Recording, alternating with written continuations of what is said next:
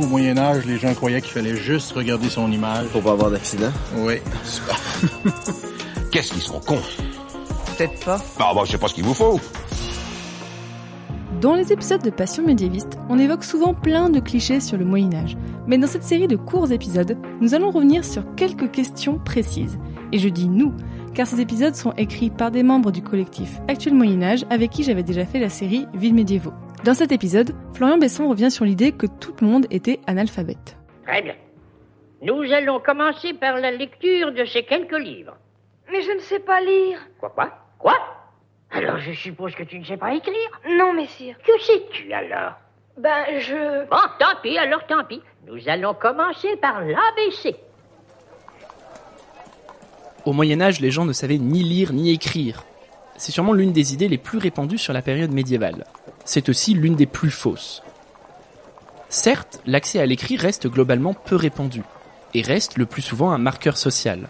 Plus on monte dans la société, plus on rencontre de gens qui savent lire et écrire. La maîtrise de l'écrit est également très liée à l'Église.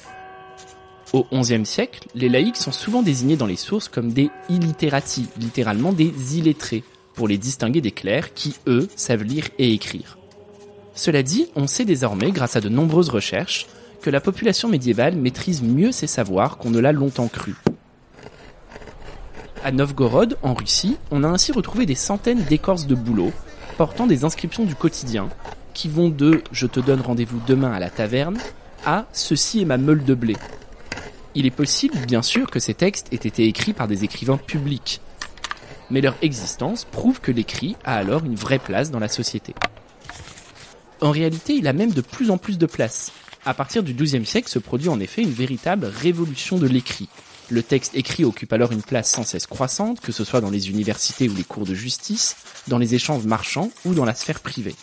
D'abord le A, maintenant le B, un demi-cercle nous donne le C.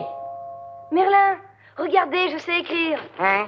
Ah oui, c'est bien, c'est très bien. Dans les grandes villes, des écoles urbaines forment les fils et les filles appartenant à des milieux relativement modestes.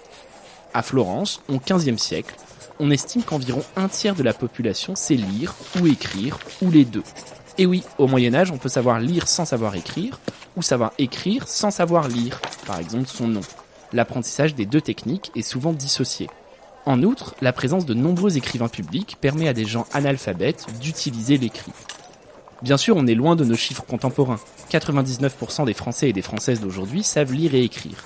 Mais tout de même, 20 ou 30% de la population, c'est loin d'être négligeable, et cela suffit pour remettre en question cette idée fausse qui participe d'une vision d'un Moyen-Âge obscurantiste et ignorant. Voyons.